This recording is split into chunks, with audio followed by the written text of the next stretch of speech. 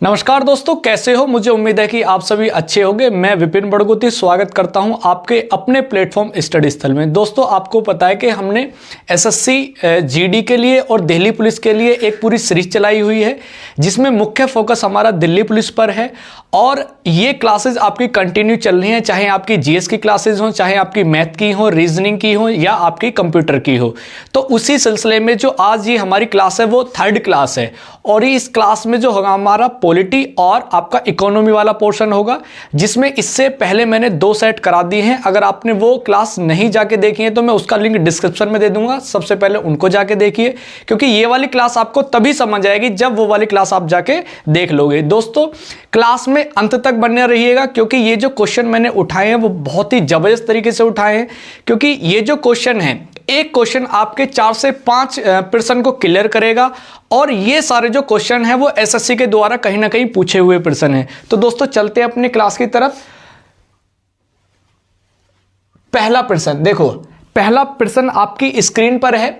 प्रथम पिछड़ा वर्ग आयोग की अध्यक्षता किसके द्वारा की गई थी? देखो, सबसे पहले आपको यह पता होना चाहिए कि ये जो पिछड़ा वर्ग आयोग है, सबसे पहले आपको इसके बारे में पता होनी चाहिए। फिर बात करनी है हमें किसके बारे में? प्रथम। सबसे पहले ये जो पिछड़ा वर्ग आयोग है, इसका जो जिक्र किया गया है वो कहां किया गया है? तो भैया, इसका जो जिक्र किया गया है वो संविधान के आर्टिकल 340 में किया गया है। बहुत अच्छी बात है।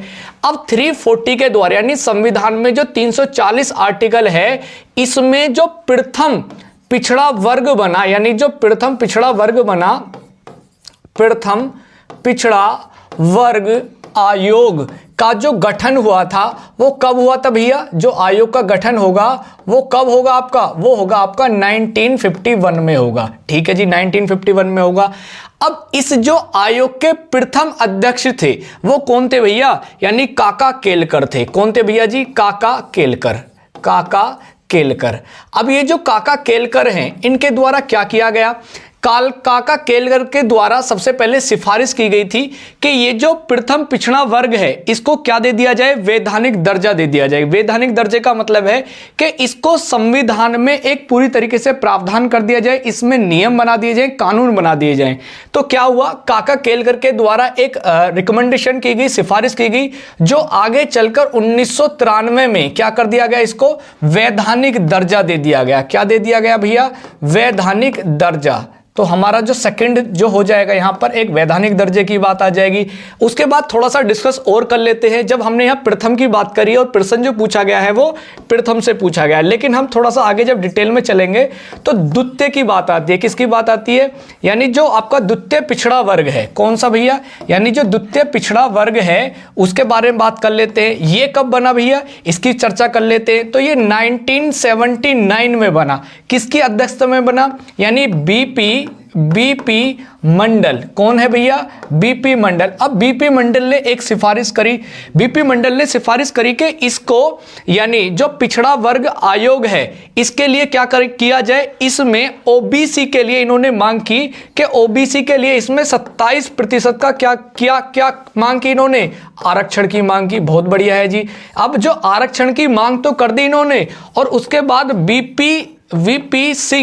वीपी सिंह की सरकार थी, आपको पता है 90 में। जब वीपी सिंह की सरकार थी तो उन्होंने क्या काम करा? 1990 में, क्योंकि देखो आयोग बना 79 में, किसकी में? वीपी मंडल की अध्यक्षता में। अब क्या हुआ? वीपी सिंह ने 1990 में क्या कर दिया? यानी ओबीसी के लिए कितने % का आरक्षण दे दिया? 70% का, 27% का, 27 का। लेकिन क्या हुआ? इंदिरा साहनी नाम की एक महिला, इंदिरा साहनी नाम की महिला कहां पहुंच गई भैया? कोर्ट पहुंच गई, और सुप्रीम कोर्ट में एक वाद दायर किया कि इससे क्या होगा? यानी डिस्क्रिमिनेशन होगा। डिस्क्रिमिनेशन का मतलब होता है कि किन्हीं लोगों को क्या दे दिया जाएगा? आरक्षण, और किन्हीं लोगों को उनसे दूर कर दिया जाएगा। तो इस चीज के लिए सुप्रीम कोर्ट ने क्या काम करा? इस पर अस्थायी रोक लगा दी।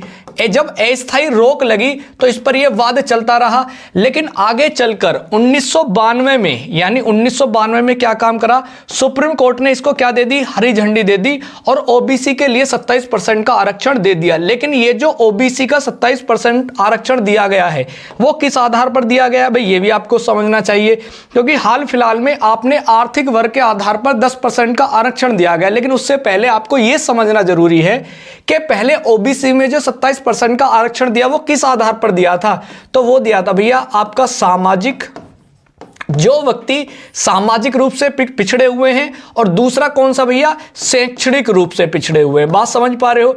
कई बार परीक्षा में यह पूछा जाता है कि जो पीछे आरक्षण का प्रावधान किया गया है वो किस आधार पर किया गया है, तो किस आधार पर किया गया भैया, सामाजिक, और दूसरा किस पर, शैक्षणिक। उस पर भी चर्चा करेंगे कि जो हाल फिलहाल में 103वां संविधान संशोधन हुआ है उसमें किस चीज का प्रावधान किया गया, वो आपका आर्थिक आधार पर हुआ, उस पर भी आगे चर्चा करेंगे। लेकिन यहां पर हमें और क्या चीज समझने की है, ये जो 27% का आरक्षण है इसके साथ हमारे लिए कुछ और भी आरक्षण दिए गए, यानी टोटल आरक्षण की बात कर लें वर्तमान में कितना है, यानी जो 27 का जो आरक्षण है 27% का, वो किसके लिए है भैया, ओबीसी के लिए है। ठीक है जी। उसके बाद 15% का जो आरक्षण दिया गया वो किसके लिए दिया गया भैया, एससी के लिए दिया गया। बहुत अच्छी बात है। उसके बाद 7.5 यानी 7.5% जो दिया गया वो किसके लिए दिया गया, एसटी के लिए। अगर हम इस टोटल को जोड़ेंगे तो जो इसका जो प्रतिशत आएगा वो कितना आएगा, 49.5 आएगा। यानी जब सुप्रीम कोर्ट ने इसको हरी झंडी दी तो उन्होंने कहा कि भाई ये बात सही है कि इसको क्या कर देते हैं, पास कर देते हैं, लेकिन जो आरक्षण की सीमा होनी चाहिए वो कभी भी 50% से ज्यादा नहीं होनी चाहिए। अब क्या हुआ, ये तो बात होगी जी, चलो जी, उन्होंने 1992 में ये बात कही, लेकिन अब हाल फिलहाल में क्या हुआ था थोड़ा सा इसको समझ लेते हैं। हाल फिलहाल में क्या काम करा, 103वां संविधान संशोधन, 103वां संविधान संशोधन के द्वारा क्या किया गया, आपको पता है कि अनारक्षित वर्ग के लिए, किसके लिए भैया, अनारक्षित। अनारक्षित का मतलब होता है भैया, यानी जो हमारा जनरल कैटेगरी होती है ना, जनरल कैटेगरी, यानी अनारक्षित वर्ग के लिए कितने % का आरक्षण दिया गया भैया, 10% का आरक्षण दिया गया। बहुत अच्छी बात है। और किस आधार पे दिया गया भैया, आरक्षित। आरक्षित में किस पर, यानी आर्थिक आधार पर दिया गया। किस आधार पर दिया गया, आर्थिक आधार पर। यह मामला कहां पहुंच गया भैया, सुप्रीम कोर्ट पहुंच गया। लेकिन सुप्रीम कोर्ट ने क्या काम करा, इसको भी क्या दे दी, हरी झंडी दे दी। अब कितना हो गया, यानी पहले ही हमारा कितना हो चुका था, 49.5 हो चुका था, और 10% यहां पर और जुड़ गया, तो कितना हो गया था भैया, ये 49 ये हो गया, और आपका 10% ये हो गया, यानी 59.5 हो गया था। कारण क्या था सुप्रीम कोर्ट में जाने का, क्योंकि इन्होंने कहा था कि 50% से ज्यादा नहीं होना चाहिए, तो इसलिए आप ये भी बात ध्यान रखिएगा। तो यहां से जो भी हमारी कुछ इंपॉर्टेंट चीजें थी वो सारी हमने देख ली हैं।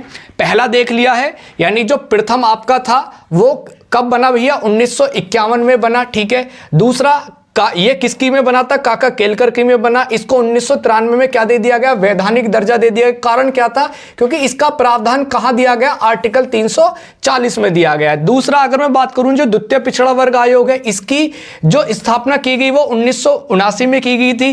किसकी अध्यक्षता में की गई भैया, बीपी मंडल की अध्यक्षता में की गई। दूसरा, इन्होंने क्या काम करा कि ओबीसी के लिए 27% के आरक्षण की मांग की। लेकिन हाल फिलहाल में एक चीज और बता दूं कि ओबीसी में एक नई परत बनाई गई है। कौन सी परत बनाई गई है भैया, एक बार देख लेते हैं। यहीं पर एक ओबीसी के लिए एक यहीं पर परत बनाई गई है। ओबीसी के लिए एक परत बनाई गई जिसको क्या कहा जाता है, क्रीमी लेयर। क्या नाम दिया गया उसको भैया, क्रीमी लेयर। अब ये क्रीमी लेयर क्या वर्ड है, जब भी आप लोग फॉर्म वगैरह अप्लाई करते हो तो वहां पर एक वर्ड आता है क्रीमी लेयर। अगर मैं इसका हिंदी में रूपांतरण करूं तो इसका मतलब होता है क्रीम। क्रीम का मतलब होता है मलाईदार परत। क्या होता है भैया, मलाईदार परत। अब ये मलाईदार परत क्या है, इसका मतलब है कि जिस भी परिवार में वार्षिक रूप से यानी 8 लाख रुपए की क्या होती है, यानी वार्षिक आय है, किसकी भैया, 8 लाख रुपए किसी की वार्षिक आय है या उससे अधिक है, तो उसको क्या काम किया गया है, क्रीमी लेयर में डाला गया है। उसको किसी भी प्रकार का जो ओबीसी का लाभ है वो लाभ नहीं मिलेगा। यानी आपको क्या होना चाहिए, 8 लाख रुपए अगर आपकी क्या है वार्षिक आय, तो आपको किसी प्रकार का लाभ नहीं मिलेगा। ये आप समझ लीजिएगा। अगर यहां से कोई और प्रश्न बनता है तो आप देख लीजिएगा। आगे चलते हैं हम सेकंड क्वेश्चन की तरफ, जो आपका दूसरा क्वेश्चन है। दूसरा क्वेश्चन है, भारतीय बैंकों द्वारा किसान क्रेडिट कार्ड योजना किस वर्ष शुरू की गई थी, यानी योजना को किस वर्ष शुरू किया गया था। देखो सबसे पहले हमें क्या समझना है, ये जो किसान क्रेडिट कार्ड है, पहले सबसे पहले आप इसको समझो। देखो योजना एक अलग बात है, लेकिन उससे पहले हमें किसान क्रेडिट को भी तो समझना होगा। भाई ये जो किसान क्रेडिट कार्ड है, इसको सार्वजनिक बैंकों के द्वारा, सार्वजनिक बैंक, अब ये सार्वजनिक बैंक में आपके कुछ और भी आ सकता है। सार्वजनिक बैंक को क्या कहा जाता है भैया, वाणिज्यिक बैंक भी कहा जाता है। क्या कहा जाता है, वाणिज्यिक बैंक भी इसको कहा जाता है। एक बात तो ये समझ लेना भाई, सार्वजनिक बैंक हो या वाणिज्यिक बैंक हो। दूसरा कौन से होते हैं भैया, क्षेत्रीय ग्रामीण बैंक हो। कौन से बैंक हो भैया, क्षेत्रीय ग्रामीण बैंक, क्षेत्रीय ग्रामीण बैंक हो, बात सही है। और तीसरे नंबर के आते हैं आपके सहकारी बैंक। कौन से आते हैं आपके, सहकारी बैंक। अब इन तीनों बैंकों ने मिलकर किसकी बात करी है, लेकिन इससे पहले एक बात समझ लेना, इसकी सिफारिश यानी किसान क्रेडिट कार्ड की सिफारिश किसने करी थी भैया, आर.वी. गुप्ता कमेटी के द्वारा की गई थी। ये भी समझ लेना, कई बार ये प्रश्न भी आ जाता है कि किसके द्वारा किसकी बात की गई है, यानी इसकी, यानी किसान क्रेडिट कार्ड की जो सिफारिश की मांग की गई थी वो किसके द्वारा की गई थी, तो आर.वी. गुप्ता कमेटी के द्वारा की गई थी। अब इन तीनों के द्वारा शुरू किया गया, लेकिन माध्यम कौन बना था भैया, नाबार्ड इसका माध्यम बना। कौन बना था, नाबार्ड। नाबार्ड यानी NABARD, जिसका मुख्यालय भैया कहां पड़ता है आपका, मुंबई में पड़ता है, मुंबई में। इसकी जो सिफारिश हुई थी, कब, इससे पहले हमने जिक्र किया था इस चीज का। इसीलिए मैं कहता हूं कि आप नेक्स्ट सेट देखने से पहले आपको क्या करना चाहिए, जो पहले वाला सेट है उसको पूरी तरह देख लेना चाहिए, क्योंकि वहां से आपको बहुत सारी चीजें क्लियर होती हैं। दूसरा मैं बात करूं, अगर इसकी स्थापना की बात करूं, कब हुई थी भैया, 12 जुलाई 1982 को इसकी स्थापना हुई थी। इसका जिक्र मैंने वहां पर किया है। किसकी सिफारिश पर हुई थी, नरसिम सिम्हा की जो एक कमेटी थी उसके आधार पर हुई थी। तो इसलिए मैं कहता हूं कि आपको हर चीज पहले वाली जरूर देख लेनी चाहिए, क्योंकि सेकंड चीजें जब भी कड़ी बन पाती है। दूसरी बात, यानी आर.वी. गुप्ता कमेटी होगी, सार्वजनिक बैंक और वाणिज्य बैंकों के द्वारा शुरू किया गया, नाबार्ड एक माध्यम बना। तीसरी बात जो परीक्षा में पूछी जाएगी, यानी कब शुरू की गई, तो ये भैया शुरू की गई थी 1998 में। अब ये जो 1998 में शुरू की, किसने शुरू की, ये भी बड़ा इंपॉर्टेंट सवाल बन जाता है। तो किसने करी भैया, अटल बिहारी वाजपेयी के द्वारा की गई, अटल बिहारी वाजपेयी। तो ये भी बड़ा इंपॉर्टेंट है, क्योंकि ऐसे यानी किसानों के हित वाली जो सरकार कोई रहती है, तो इसलिए कई बार प्रश्न बन जाता है कि अटल बिहारी वाजपेयी के द्वारा शुरू की गई थी, या ऑप्शन देता है कि वो थे या नहीं थे। तो कई बार थोड़ा सा घुमा फिरा के प्रश्न पूछ लिया जाता है। आगे चलते भी नेक्स्ट, तो यहां से जो हमारा आंसर हो जाएगा वो क्या हो जाएगा भैया, 1998 सही आंसर आपका हो जाएगा। आगे चलते हैं, नेक्स्ट क्या कहता है अभी, नेक्स्ट प्रश्न हमारा देखो, जिसका हमने अभी जिक्र किया था वो प्रश्न क्या है, घूमकर आ गया है। 103वां संविधान संशोधन अधिनियम 2019 के द्वारा भारतीय संविधान, देखो यहां पर ये छूट गया है, थोड़ा सा एरर है। यहां पर क्या है भैया, भारतीय संविधान है, ठीक है जी, भारतीय संविधान है। भारतीय संविधान के किन अनुच्छेदों में क्या किया गया था भैया, संशोधित किया गया था। यानी ये कहना ये चाह रहे हैं कि 103वां जो संशोधन हुआ वर्ष 2019 में, वो किस आर्टिकल में हो, यानी जो संशोधन किया गया था वो किस आर्टिकल में किया गया था। भाई बात करते हैं, सबसे पहले तो आपको यह पता होना चाहिए कि 103वां संविधान संशोधन है क्या। भाई जब तक आपको नहीं पता होगी तो कैसे पता करोगे किस संविधान में दिया गया है। तो सबसे पहले आपको यह पता होना चाहिए, तो भैया कौन सा है जिसका जिक्र हमने सबसे पहले क्वेश्चन में किया, क्या था भैया, आर्थिक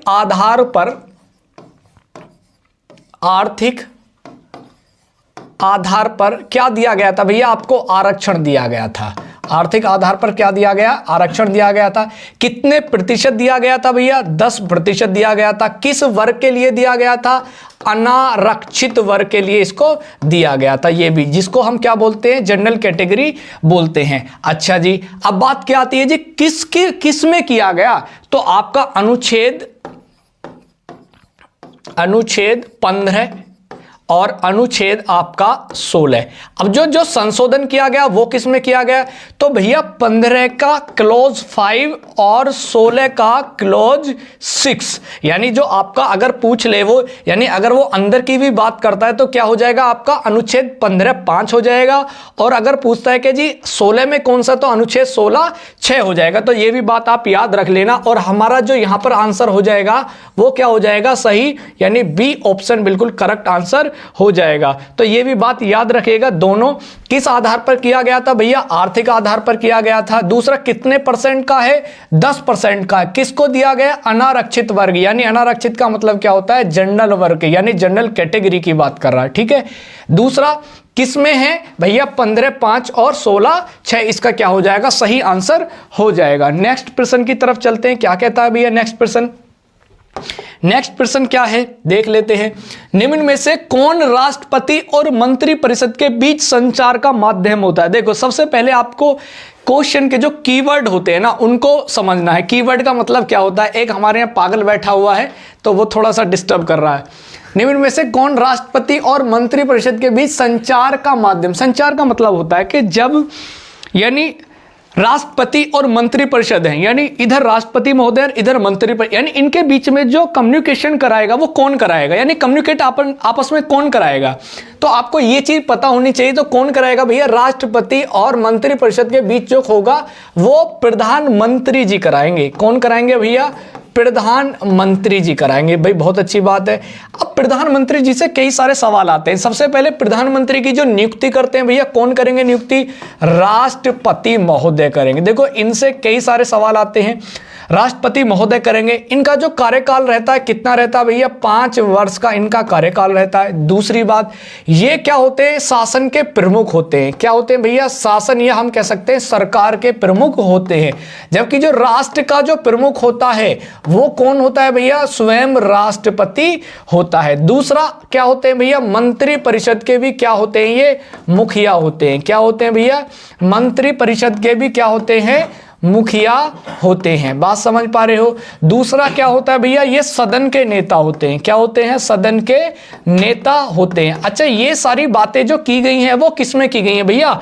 आर्टिकल 74 में की गई। यानी इन सब का जो जिक्र किया गया है वो किस में किया गया? 74 में किया। हालांकि प्रधानमंत्री के बारे में बहुत सारी बातें हैं लेकिन वो सारी चीजें डिटेल में होती है, लेकिन यह हमें एमसीक्यू फॉर्म में कर रहे हैं तो सीधा सीधा जो इसका आंसर हो जाएगा वो क्या हो जाएगा? प्रधानमंत्री इसका सही आंसर हो जाएगा। नेक्स्ट प्रश्न की तरफ चलते हैं। क्या कहता है आगे है? निम्न में से कौन स्वतंत्र भारत के पहले वित्त मंत्री? देखो सबसे पहले आपको यह पता होना चाहिए कि जो स्वतंत्र भारत की बात हो रही है तो स्वतंत्र भारत में पहली बार जो सरकार बनी वो कब बनी, कैसे बनी?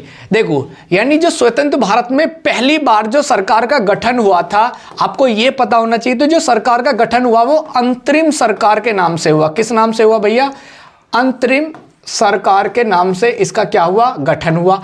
कब हुआ यह भी पता होना चाहिए, यानी 7 सितंबर 1946 को इसका क्या हुआ? गठन हुआ जी। बहुत अच्छी बात है। अगली बात क्या आती है कि इसमें यानी जो सरकार बनी इसमें बात कर रहा है वो वित्त मंत्री की। देख लेते भैया पहले ऑप्शन में क्या है? राजेंद्र प्रसाद है। भैया राजेंद्र प्रसाद वित्त मंत्री थोड़ी थे, वो आपके कृषि मंत्री थे। कौन मंत्री थे भैया? कृषि मंत्री थे। बहुत अच्छी बात है जी।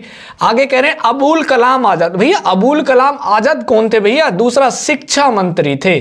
कैसे मंत्री थे भैया? शिक्षा मंत्री। बहुत बढ़िया जी। आगे चलते हैं। वो कह रहे आर.के. षणमुख चेट्टी। अब वो किसकी बात कर रहा भैया? वित्त मंत्री की तो बात कर रहा है, और हमारा जो आंसर जो पूछ रहा है वो इन्हीं की तो पूछ रहा है। तो जो हमारा सही आंसर हो जाएगा आर.के. षणमुख चेट्टी हो जाए। लेकिन हम आगे भी देख लेते हैं क्या कहते हैं भाई? बी.आर. अंबेडकर। भैया बी.आर. अंबेडकर कौन थे? भारत के पहले कानून मंत्री थे। भैया कानून के बारे में इन्होंने बहुत सारी बातें की हैं। संविधान में इनका प्रमुख रोल रहा है ना। प्रारूप समिति के अध्यक्ष रहे हैं। बहुत सारी बातें इन्होंने की हैं। इनका जिक्र हम शायद आगे क्वेश्चन में कर सकते हैं। आगे चलते हैं भी नेक्स्ट प्रश्न की तरफ। क्या कहता है आगे है? संविधान सभा ने किस वर्ष में भारत के लिए मसौदा तैयार करने के लिए डॉक्टर बी.आर. अंबेडकर की अध्यक्षता में मसौदा समिति, देखो जिसका जिक्र हमने हाल ही में किया वही महाशय हमारे सामने उपस्थित हो गए। तो डॉक्टर बी.आर. अंबेडकर की बात हो रही है लेकिन उन्होंने कहा है मसौदा समिति। अब देखो ये एसएससी जो करती है ना आपके साथ खेल करती है। क्या करती है? यानी जो शब्दों का चयन करती है बहुत अजीबोगरीब तरीके से करती है। हालांकि इसको बहुत सुंदर तरीके में वो प्रस्तुत कर सकती थी, लेकिन आपको कंफ्यूज करने के लिए, भ्रमित करने के लिए ऐसा उन्होंने कहा। भाई इसको सीधा सीधा क्या कहा जा सकता था? प्रारूप समिति कहा जा सकता था। और प्रारूप समिति का जो मतलब होता है वो क्या होता है भैया? ड्राफ्ट कमेटी होता है। क्या होता है भैया? ड्राफ्ट कमेटी होता है। लेकिन उसने आपको क्या करना? कंफ्यूज करना है। जब कंफ्यूज करने की बात, इसलिए मैं कहता हूं एसएससी का जो ट्रांसलेटर यानी जो अनुवाद बहुत बेकार होता है। भाई सीधा जो आपका पेपर सेट तैयार करती है वो एसएससी किस में करती है? भाई इंग्लिश में करती है, और उनको मशीनरी के द्वारा ट्रांसफॉर्म किया जाता है, तो कई बार शब्द बिगड़ जाते हैं। तो इसलिए भ्रमित नहीं होना है, बहुत लंबा सवाल को देखकर कंफ्यूज नहीं होना है, यानी उनको धीरे से समझ के पढ़ के करना है। आगे अब वो प्रारूप समिति का जो गठन है, सबसे पहले आपको ये पता करनी है भैया ये कब हुआ था? ये हुआ था 29 अगस्त को, 29 अगस्त 1947 को। अब इसको याद रखने के लिए आप क्या कर सकते हैं?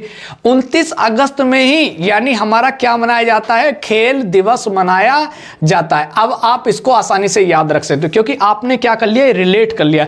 जब भी आप किसी चीज को रिलेट कर लेते हो ना, तो ज्यादा समय तक याद रख सकते हो। यानी एक तरफ शिक्षा की बात हो रही है और एक तरफ खेल की बात हो रही है। भाई जब आप रिलेट करोगे कि ये जो खेल दिवस है ना, और आपका दूसरा क्या है? शिक्षा की बात हो रही है, यानी कानून की बात हो रही है, और ये एक दूसरे के अपोजिट है। अब ये खेल दिवस कब मनाया जाता है भैया? ये मेजर ध्यानचंद की स्मृति में मनाया जाता है।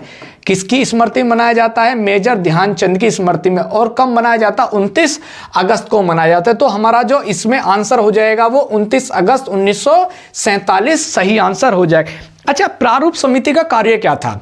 प्रारूप समिति का जो कार्य था, यानी जितनी भी समस्त समिति बनी थी संविधान सभा के द्वारा, उनकी क्या करना था भैया? जांच पड़ताल करना था। यानी अगर कोई चीज मेंशन की जाएगी, किसमें मेंशन की जाएगी?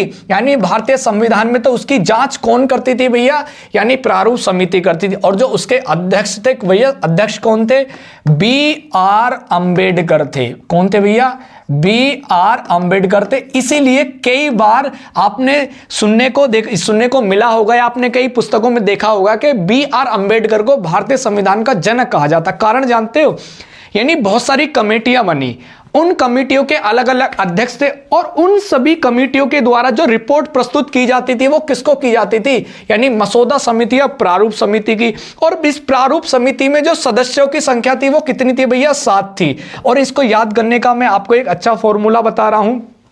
इसमें जो 6 नाम हैं, यानी 6 नाम नहीं, यानी टोटल 7 सदस्य थे। 5 नाम क्या है भैया आपके?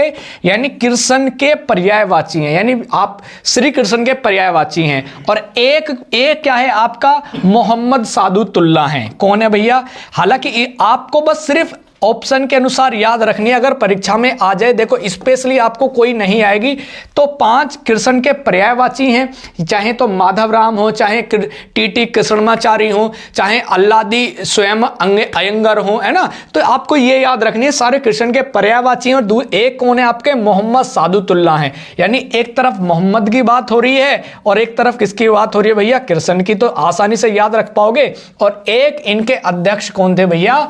B.R. अम्बेडकर। अब ऑप्शन हमारा क्या हो जाएगा? यानी हमारा बी इसका जो हो जाएगा वो एग्जैक्ट आंसर हो जाएगा, यानी 1947। नेक्स्ट प्रश्न की तरफ चलते हैं भैया। क्या कहता है? भारतीय संविधान के निम्न में से किस अनुच्छेद के तहत संसद में नए राज्य बनाने की शक्ति की बात है? देखो सबसे पहले तो आपको यह पता होना चाहिए कि जो संसद जो नए राज्यों का गठन करती है वो कितने प्रकार से करती है। भाई जब तक आपको नए राज्यों के गठन के बारे में पता नहीं होगा, तब तक आप इस प्रश्न का आंसर भी अच्छे से नहीं दे पाएंगे। तो सबसे पहले क्या करते हैं कि संसद के नए राज्यों के गठन की जो बात की जाती है वो कब की जाती है? देखो अगर मैं बात करूं तो भाग 1 में, यानी किस में बात कर रहा है वो भैया? भाग 1 में कर रहा है। यानी भाग 1 में, और कहां भाग 1 में कहां से कहां तक की बात कर रहा है? यानी अनुच्छेद 1 to 4 की बात कर रहा है भैया। किसकी बात कर रहा है? 1 to 4। अब क्या क्या दिया गया है एक बार चर्चा कर लेते हैं, क्योंकि यहां से आपका एक से अधिक कई सारे प्रश्न आपको इसके समाधान मिल सकते हैं यहां से। तो देखते हैं। सबसे पहला है आपका अनुच्छेद 1। अनुच्छेद 1 में क्या कहा गया है कि जो भारत है ना, भारत वो क्या है भैया? भारत राज्यों का संघ होगा। क्या होगा भैया? भारत राज्यों का संघ होगा जी। बहुत अच्छी बात है जी, बहुत बढ़िया बात है। दूसरा कह रहा है वो अनुच्छेद 2। अनुच्छेद 2 में क्या कहा गया है? अनुच्छेद 2 में कहा गया है कि संसद विधि के अनुसार या कानून के अनुसार क्या कर सकती है? नए राज्यों का गठन कर सकती है। भैया क्या कर सकती है? नए राज्यों का गठन कर सकती है। लेकिन क्या करके? कानून बना के नए राज्यों का गठन कर सकती है जी। बहुत अच्छी बात है, नए राज्यों का गठन कर सकती है। लेकिन ये कैसे करेगी? नए राज्य कौन सा? भैया बाहरी राज्य। भाई राज्य आपके कई प्रकार बन सकते हैं, लेकिन किसमें? यानी जो बाहरी राज्य यानी बाहरी क्षेत्र हैं। जैसे मैं अगर उदाहरण की बात करूं तो जैसे हमने किसका निर्माण किया? भैया सिक्किम बनाया। भाई सिक्किम हमारा कैसा क्षेत्र था? ये हमारा तिब्बती क्षेत्र है और इसको भारत संघ में कब मिला लिया था? 1975 में इसको मिला लिया था। तो ये भी बात याद रख लें, यानी नए राज्यों के गठन की बात कर रहा बाहरी राज्य। और अगर मैं बात करूं अनुच्छेद आगे की यानी अनुच्छेद 3 की बात करूं, अनुच्छेद 3 क्या कह रहा है? यानी वर्तमान राज्यों की, देखो बात पकड़ने की कोशिश करना, वो कह रहा वो नए राज्य गठन, जबकि यहां कह रहा वर्तमान राज्यों के नाम एवं सीमा में परिवर्तन। भैया किसकी बात कर रहा है? यानी राज्यों का नाम बदल सकता है और सीमा में क्या किया जा सकता है? भैया सीमा में परिवर्तन किया जा सकता है। अब बात करते हैं भैया कैसे। जैसे मैं उदाहरण की बात करूं क्या आ जाएगा? भैया जैसे मैं उदाहरण की बात करूं तो क्या आ जाएगा उदाहरण में? जैसे आपका तेलंगाना बना, कब बना था भैया तेलंगाना? यानी जो 2014 में बना तेलंगाना। जैसे हाल फिलहाल में क्या किया गया भैया? जम्मू कश्मीर और आपके जो लद्दाख है वो क्या कर दिए गए? 1-2 केंद्र शासित प्रदेश बना दिए गए। तो किसके द्वारा बने? अनुच्छेद 3 के द्वारा बने। तो देखो ये प्रश्न सबसे ज्यादा कंफ्यूज करता है एग्जाम में बच्चों के साथ। दूसरा आता अनुच्छेद 4 क्या कहता है भैया? फिर अनुच्छेद 4 कहता है कि यानी जो 2 और 3 में जो भी प्रावधान दिए गए हैं वो भारतीय संविधान के 368 के संविधान संशोधन में नहीं आएंगे। अब ये क्या बात हुई? वो कह रहे हैं भैया कि अगर आप इनमें कोई परिवर्तन करना चाह रहे हैं ना तो वो संविधान संशोधन में नहीं आएंगे। यानी वो किस में आएंगे? एक नॉर्मल चीज में आएंगे। यानी आपको पता है कि जब भी हम संविधान में संशोधन करते हैं तो किस अमेंडमेंट करते हैं? किस आर्टिकल में? 368 का प्रयोग करते हैं। लेकिन वो कह रहे हैं कि जो 2 और 3 में जो भी बदला जाएगा ना कुछ भी, तो उसके लिए हमें किसकी जरूरत नहीं है? 368 की जरूरत नहीं है। हम केवल साधारण बहुमत से ही, साधारण बहुमत का मतलब होता है जितने सदस्य कितने हैं हमारे टोटल हैं, यानी जो संसद में टोटल सदस्य हैं और उसका एक सदस्य ज्यादा मिलकर ही क्या कर सकते हैं? इसमें अमेंडमेंट कर सकते हैं। और प्लस हमें क्या लेनी पड़ेगी? राष्ट्रपति महोदय की क्या लेनी पड़ेगी? अनुमति। और हमारा क्या हो जाएगा? आंसर बिल्कुल फिट हो जाएगा। अब वो बात कर रहा है किस अनुच्छेद के तहत संसद में नए राज्य बनाने की शक्ति है? भैया नए राज्य की किसकी बात कर रहा है? भैया 2 की तो बात कर रहा है, नए राज्यों के गठन की बात कर रहा है। तो हमारा आंसर क्या हो जाएगा? 2। इसका क्या हो जाएगा? हमारा सही आंसर हो जाएगा। लेकिन अगर वर्तमान राज्यों की बात करता तो हमारा क्या होता भैया? आर्टिकल 3 इसका सही आंसर हो जाता। तो आपको भाग 1 में समझना है क्या दिया गया भैया? अनुच्छेद 1 से 5 की बात कर रहा है। 1 में भारत राज्यों का संघ होगा, अनुच्छेद 2 में नए राज्यों का गठन कर सकती है। जैसे बाहरी राज्य उदाहरण के तौर पर सिक्किम कब मिलाया गया था? 1975 में। अनुच्छेद 3 क्या कहता है भैया? वर्तमान राज्यों के नाम और सीमा में परिवर्तन। मैंने आपको 2 उदाहरण बता दी, तेलंगाना और जम्मू कश्मीर से कटकर कौन बन गए? जम्मू कश्मीर और लद्दाख। और नाम में कैसे परिवर्तन? जैसे हाल ही में जो केरल है ना, केरल आपका साउथ राज्य है, वो अपना नाम परिवर्तन करना चाह रहा है और वो केरल की जगह क्या करना चाह रहा है? केरलम। बात समझ पा रहे हो? लेकिन अभी ये क्या है? अभी चल रहा है प्रोसेसिंग में, इसका नाम अभी बदला नहीं गया है। तो ये भी बात आप समझ लेना। नेक्स्ट चलते हैं भैया, प्रश्न क्या कहता है? भारतीय संविधान में से किस अनुच्छेद में देवनागरी लिपि में लिखी जाने वाली हिंदी? भैया हिंदी की बात कर रहा है। वो किसकी बात कर रहा है? हिंदी को अंग्रेजी के साथ आधिकारिक का मतलब होता है भैया ऑफिशियल लैंग्वेज। किसकी बात कर रहा है भैया? ऑफिशियली लैंग्वेज की बात कर रहा है। वो सरकारी भाषा माना गया। मतलब आप समझिए, सबसे पहले देखो आपको आंसर आंसर में जाने से पहले जो इसका क्वेश्चन का फॉर्मेट है, यानी जो पूछना चाह रहा है उसको समझना है। सबसे पहले क्या कहने चाह रहा है वो कह रहा है सबसे पहले हमें यह पता होनी चाहिए कि जो भारतीय भाषाएं हैं ना, जो भारतीय भाषाएं, उनका जो जिक्र किया गया है वो कहाँ किया गया है। सबसे पहले तो आपको यह पता होना चाहिए भैया भारतीय भाषाएं हैं ना, वो किस में जिक्र किया गया है, वो भाग 17 में किया गया है। किस में किया गया है? भाग 17। और भाग 17 में कहां से कहां तक किया गया है भैया? अनुच्छेद आपका 343 से और 351 तक सारा प्रावधान किया गया भाग 17 में। अब बात समझ जाएगी। अब वो कह रहे हैं कि जो हिंदी है ना, हिंदी, अब जो हिंदी है, हिंदी को क्या नाम दिया गया भैया? हिंदी सबसे पहले जो लिखी जाएगी वो किस में लिखी जाएगी? देवनागरी लिपि में लिखी जाएगी। बात समझ पा रहे हो? क्योंकि ये देवनागरी, देखो आपको जो पेपर में जो कंफ्यूज किया जाता है ना, थोड़ा सा क्वेश्चन की जो लैंग्वेज होती है उसको बदल करके किया जाता है, जबकि इसमें सीधा कुछ नहीं है। एक अगर आप सीधा क्वेश्चन पढ़ोगे, सीधा जो आपका आंसर हो जाएगा वो अनुच्छेद 343 हो जाएगा। लेकिन सीधा सीधा वो आपको क्या करना चाह रहा? कंफ्यूज करना चाह रहा, भ्रमित करना चाह रहा। आपको भ्रमित नहीं होना है, आपको शब्दों को पकड़ना है। वो कह रहा है कि जी देवनागरी लिपि, भाई सही बात है, हिंदी हमारी देवनागरी लिपि में ही तो लिखी जाती है। आगे कह रहा है कि हिंदी की जो जिक्र हुआ है वो किस में हुआ है? 343 में हुआ है। क्योंकि हिंदी क्या है भैया? भारत की क्या है? राजभाषा है। अब राजभाषा का मतलब क्या होता है? राजभाषा का मतलब होता है कि राजकाज की भाषा। अब ये राजकाज क्या होता है?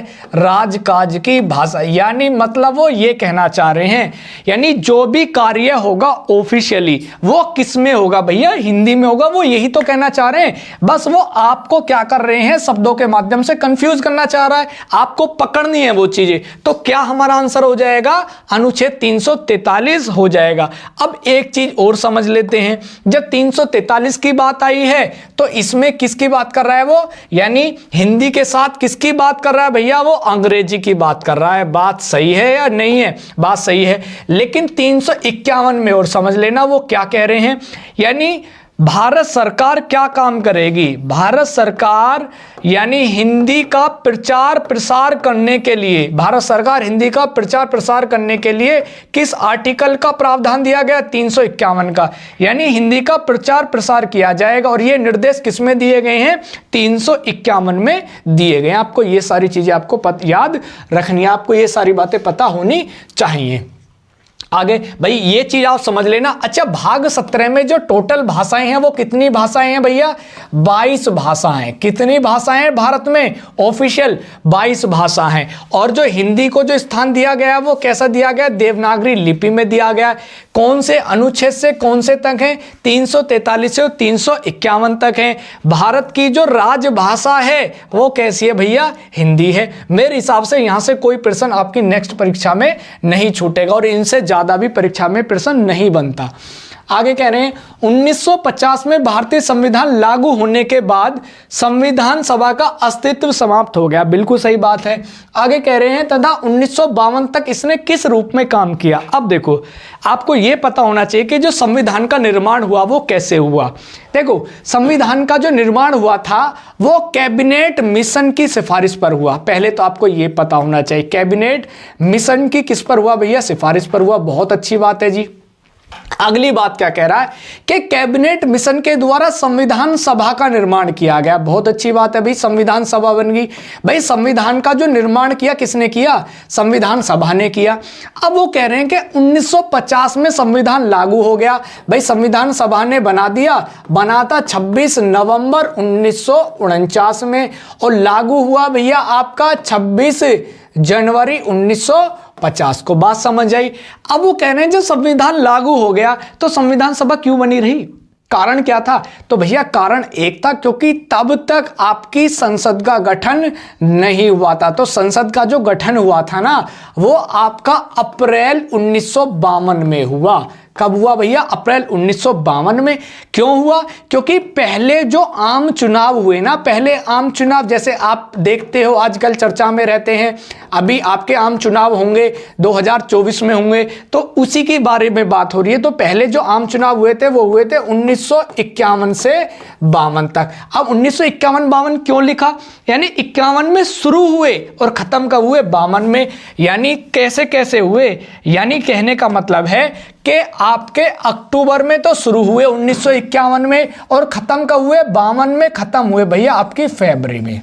अच्छा जी, यानी आम चुनाव हो गए, संसद के सदस्य चुन के आ गए और वो संसद का गठन कब हुआ भैया? अप्रैल 1952 में क्या हो गया? यानी संसद का गठन हो गया। तो आपके 26 जनवरी से लेकर, और 26 जनवरी में कब? 1950 से लेकर कब तक काम किया? यानी अप्रैल 1952 तक जो संविधान सभा ने कार्य किया ना, वो किस रूप में किया? तो संविधान सभा को किस रूप में बदल दिया गया? संविधान सभा को किस रूप में बदल दिया गया भैया? अंतरिम संसद के रूप में बदल दिया गया। यानी जो हमारी सभा थी ना, उसी को किस में बदल दिया? अंतरिम संसद के रूप में। और कहना क्या चाह रहा है भैया? वो यही तो कहना चाह रहा है। तो सही आंसर क्या हो जाएगा आपका? सी हो जाएगा। देखो, हम चाहे बेसिक क्वेश्चन को क्या कर रहे हैं, एमसीक्यू फॉर्म में कर रहे हैं, लेकिन एक से अधिक देखो हमने, और ये भी मैं आपको आश्वस्त करता हूं, विश्वास दिलाता हूं कि अगर इस टाइप का प्रश्न अगर बना तो इससे बाहर नहीं आएगा। तो इसलिए आपको एमसीक्यू फॉर्म में भी एक से एक अधिक, यानी 2 से 3, 4, 5 प्रश्न भी एक ही प्रश्न से क्लियर हो सकते हैं। इसीलिए मैं आपसे कहता हूं कि आप क्लास में अंत तक बने रहें, और आपको जैसे आज ही हमारा सेट नंबर 3 है, तो आपको पहले वाले सेट भी देखने चाहिए। मान जा भी मान जा, रहने दे। आगे है, भारत में पहली बार आर्थिक जनगणना किस वर्ष की गई? देखो, सबसे पहली बात है, वो बात कर रहा पहली बार। भाई पहले तो हमें यह पता होना चाहिए कि आर्थिक जनगणना है क्या। देखो, सबसे पहले एक जनगणना होती है, जनगणना। इसको आपने कई बार सुना होगा, इसको जाना जाता है सेंसस के नाम से, ये वर्ड सुना होगा, लेकिन ये आर्थिक कैसे जुड़ गया? जी बिल्कुल, इसको समझते हैं। क्या हुआ? देखो, आपको सबसे पहले आंसर पे जाने से पहले आपको पहले प्रश्न समझना बहुत ज्यादा जरूरी। जब तक आप प्रश्न नहीं समझेंगे तब तक उसका आप सही आंसर नहीं दे पाएंगे। तो सबसे पहले क्या करना है, भारत सरकार ने क्या काम करा? भारत सरकार ने क्या काम करा? एक योजना शुरू करी, योजना। अब वो योजना का नाम क्या था? उस योजना का नाम था भारतीय आर्थिक सर्वेक्षण, भारतीय आर्थिक सर्वेक्षण एवं जनगणना। यानी लोगों के पास, यानी जो लोग हैं ना, जो जनता है, उसके पास आर्थिक रूप से कितनी संपत्ति, यानी आर्थिक रूप से वो कैसे हैं, समर्थ हैं, मध्यम हैं, कमजोर हैं, कैसे हैं, यानी उनके बारे में आप जानकारी अपडेट कराओ कि उनके पास क्या संपत्ति है, कैसी है, कम है, ज्यादा है। ये योजना कब शुरू हुई भैया? 1946 में शुरू की गई। किसके द्वारा शुरू की गई? भारत सरकार के द्वारा की गई। किस नाम से की गई भैया? यानी भारतीय आर्थिक सर्वेक्षण एवं जनगणना। अब पहली बार CSO, अब ये CSO क्या है भैया? इसको बोलते हैं केंद्रीय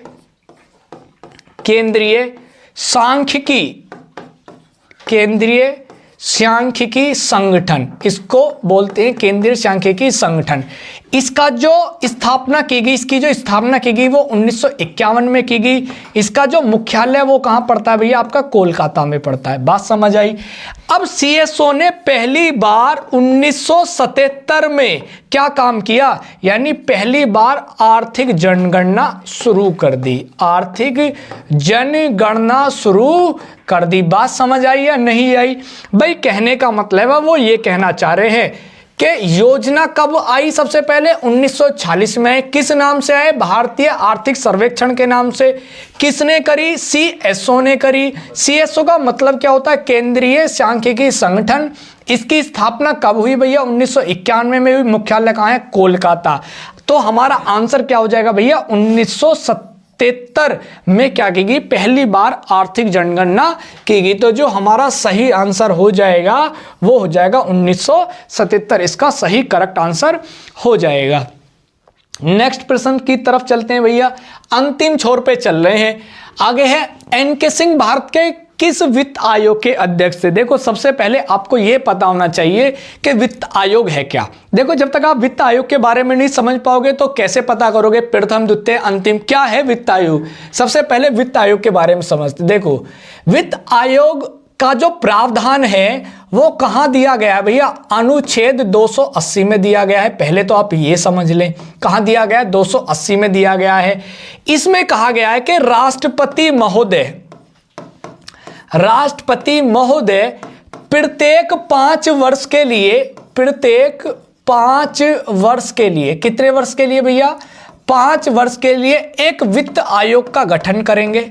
बहुत सही बात है भैया, किसका गठन करेंगे, वित्त आयोग का गठन करेंगे। बहुत सही बात है। अब ये वित्त आयोग करेगा क्या, ये भैया जो केंद्र में होता है ना, केंद्र और राज्यों के बीच में जो आपका राजस्व होता है उसका क्या करता है, ये बंटवारा करता है। ये भी बात आप समझ लेना कि आप पता ही ना कर पाओ। अब वो किसकी बात कर रहा है, वो बात कर रहा है भैया एन.के. सिंह की। सबसे पहले एन.के. सिंह से जाने से पहले हम बात करेंगे प्रथम की। प्रथम कौन है, क्योंकि प्रथम की हमें पता होनी चाहिए। पहला जो गठन किया गया था वित्त आयोग का वो कब किया, 1951 में किया। किसकी अध्यक्षता में किया भैया, के.सी. नियोगी की अध्यक्षता में। देखो पहला प्रश्न बहुत ज्यादा पूछा जाता है और अंत का पूछा जाता है। अब इसका कार्यकाल कब से कब तक था, देखो कार्यकाल अलग होता है और नियुक्ति होती है अलग। प्रथम बना था 1951 में, लेकिन जो इसका कार्यकाल था वो था आपका 52 से लेकर और आपका 57 तक, यानी 1952 से 57 तक। अब बात करते हैं वो एन.के. सिंह की। भैया एन.के. सिंह कौन से क्रम के हैं भैया, 15वें क्रम के हैं। इनकी जो स्थापना की गई एन.के. सिंह की इनकी स्थापना की गई थी 2018 में। कब की गई थी, 18 में। इनका जो कार्यकाल है क्या है जी भैया, कार्यकाल आपका 2020 से लेकर और कब तक है आपका 25 तक। जबकि पहले वाले का जो कार्यकाल था वो का था आपका 1952 से 57 तक। जबकि एन.के. सिंह कौन से क्रम के हैं भैया, आपके 15वें क्रम के हैं। कार्यकाल इनका क्या होगा, 20 से लेकर वो कहां तक होगा, 25 तक होगा। तो ये भी, और इनकी जो नियुक्ति की गई थी कब की गई थी, 2018 में की गई थी। तो ये वित्त आयोग के बारे में। और इनकी नियुक्ति कौन करते हैं भैया, राष्ट्रपति महोदय करते हैं। किस में आता है भैया, अनुच्छेद 280 में आता है। कितने समय के लिए आता है, 5 वर्ष के लिए आता है।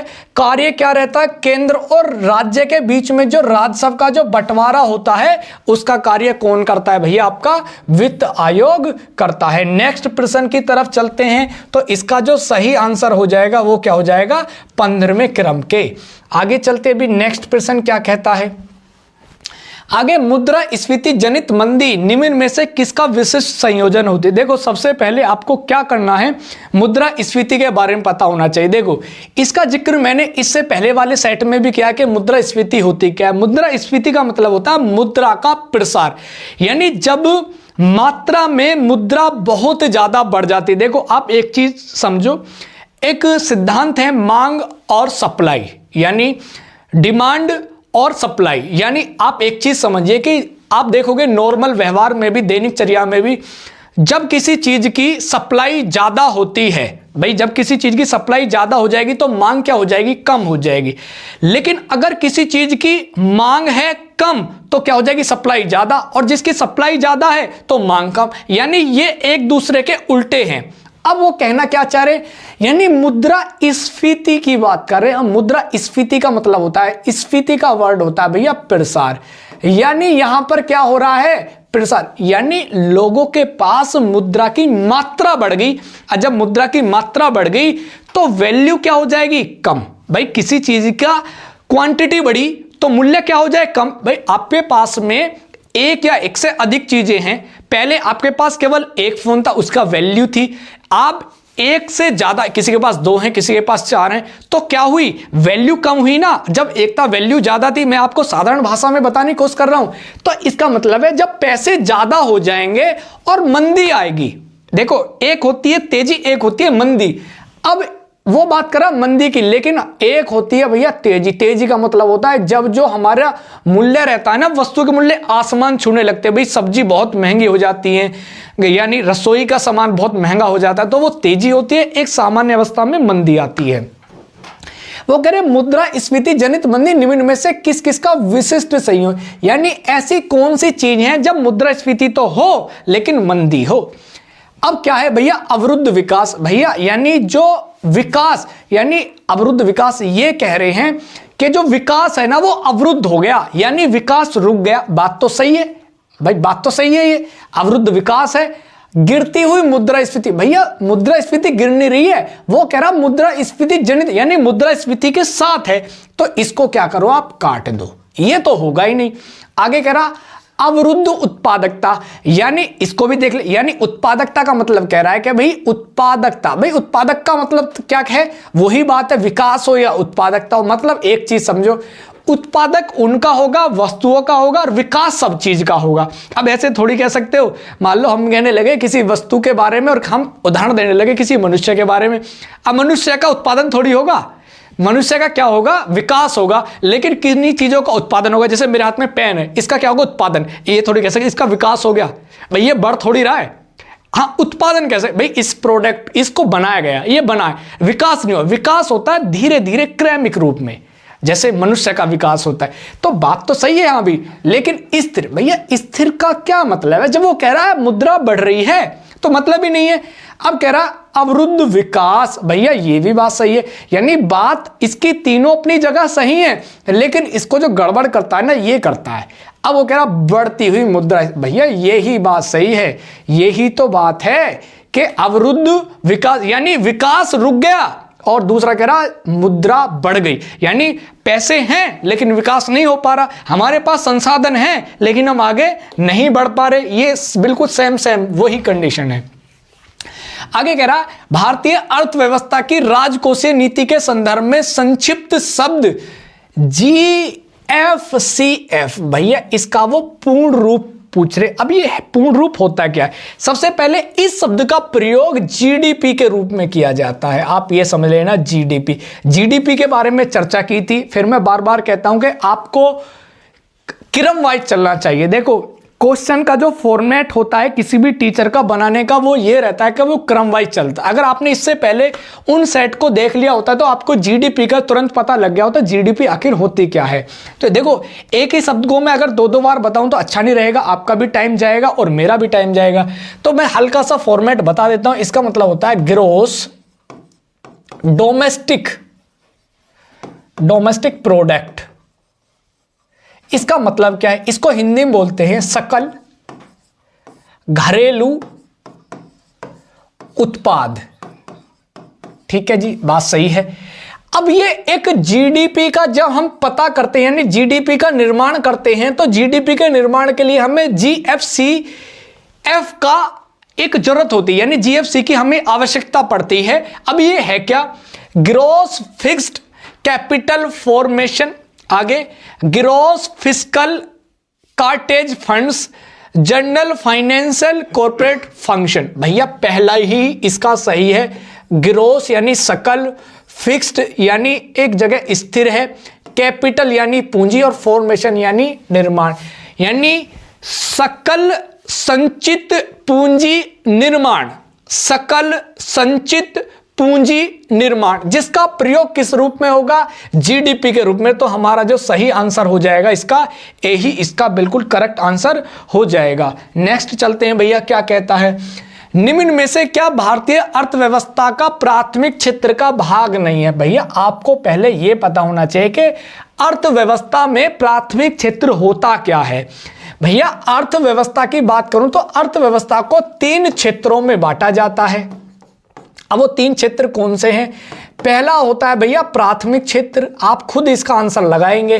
तो पहला क्या होता है भैया प्राथमिक क्षेत्र, क्या क्या आते हैं भैया, सबसे पहले इसमें आता है कृषि, पशुपालन, पशुपालन, मत्स्य पालन, मत्स्य पालन, मत्स्य पालन, ठीक है जी।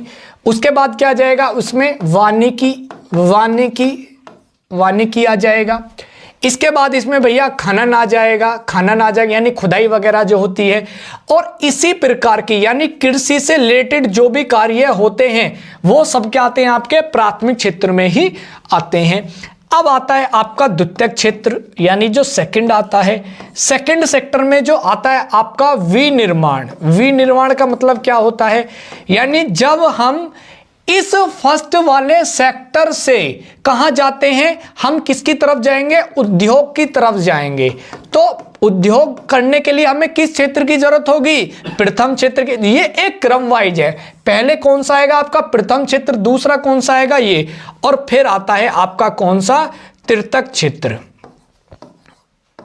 तृतीयक, इसमें कौन से आते हैं भैया, सेवा क्षेत्र, सेवा क्षेत्र।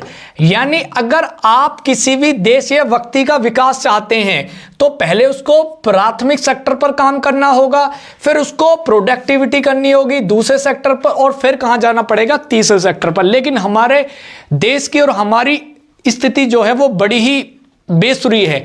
यानी पहले क्या करते हैं, हम सेवा क्षेत्र पर जाते हैं, फिर हम जाते हैं द्वितीयक क्षेत्र पर, फिर जाते हैं तीसरे पर। यानी पहले हम करेंगे नौकरी और फिर करेंगे स्टार्टअप, और जब स्टार्टअप फेल हो जाएगा तब आ जाएंगे अपने गांव और फिर करेंगे कृषि और पशुपालन। यह हमारे देश का बड़ा दुर्भाग्य है।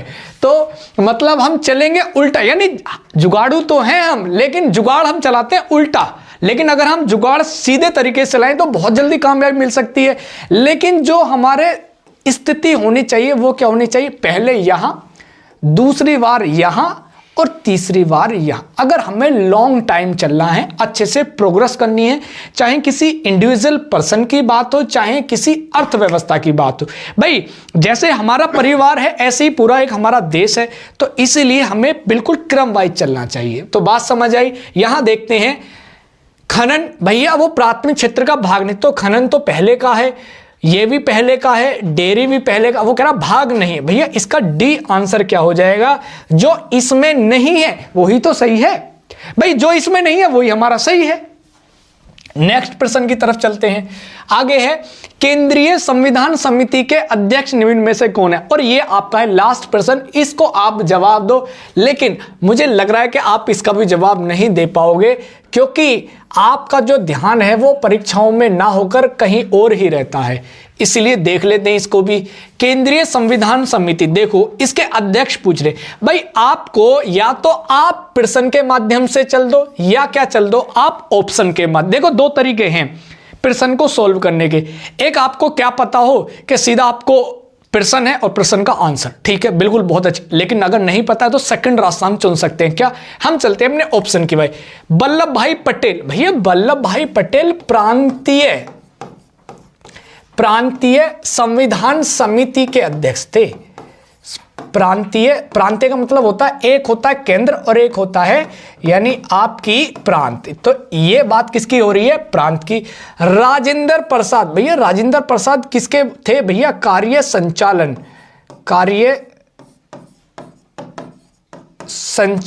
समिति, कार्य संचालन समिति। और तीसरा है भैया जवाहरलाल नेहरू। यही भैया, इनको संघ के नाम से भी जाना जाता है और केंद्रीय के नाम से भी इनको जाना जाता है, केंद्रीय संविधान समिति। तो जो आपका आंसर हो जाएगा वो क्या हो जाएगा भैया, आपका ये थर्ड आपका बिल्कुल करेक्ट आंसर हो जाएगा। तो यहां पर हमारा जो आंसर बैठता है वो कौन सा बैठता है, हमारा ये थर्ड बैठता है। तो दोस्तों ये आज हमने 15 क्वेश्चन कंप्लीट कर लिए हैं, और आपको पता है कि इन 15 क्वेश्चन में हमने लगभग 100+ क्वेश्चन करे हैं, क्योंकि एक प्रश्न से आपको सभी जो उसके आसपास की जानकारी है जो आपकी परीक्षा में बन सकती है या पूछी जा सकती है। देखो यहां से बाहर बहुत मुश्किल हो जाता है, या तो आपका लेवल बढ़ जाएगा, यानी जैसे हम यहां दिल्ली पुलिस और एसएससी जीडी की बात करें तो यहां से लेवल आपका सीजीएल तक पहुंच सकता है, तो प्रश्न बन सकता है। लेकिन मुझे विश्वास है कि यहां से ज्यादा आपको प्रश्न बहुत मुश्किल बनेगा। और दोस्तों अगर आप क्लास में अंत तक बने हुए हैं तो अपने दोस्तों के साथ वीडियो को शेयर कीजिएगा, और अगर आप हमें कोई फीडबैक देना चाहते हैं या कुछ हमसे पूछना चाहते हैं तो आप हमें कमेंट भी कर सकते हैं। आप हमें कमेंट करके बता सकते हैं कि आपको ये वीडियो कैसी लगती हैं। आप हमें कोई सुझाव देना चाहते हैं, हमारी पढ़ाने की शैली में कोई परिवर्तन करना चाहते हैं तो भी हमें क्या दे सकते हैं, आप कमेंट करके सुझाव दे सकते हैं। और अगर आप चैनल पर नए हैं तो क्या कर सकते हैं, चैनल को सब्सक्राइब कर सकते हैं और बेल आइकन के बटन को प्रेस कर सकते हैं, जो आपकी नेक्स्ट वीडियो है जिससे आपको उसकी नोटिफिकेशन तत्काल मिल सके। तो दोस्तों मिलते हैं एक और अगली वीडियो में एक बेहतरीन क्लास के साथ। तब तक रखिएगा अपना और अपनों का ख्याल। नमस्कार दोस्तों।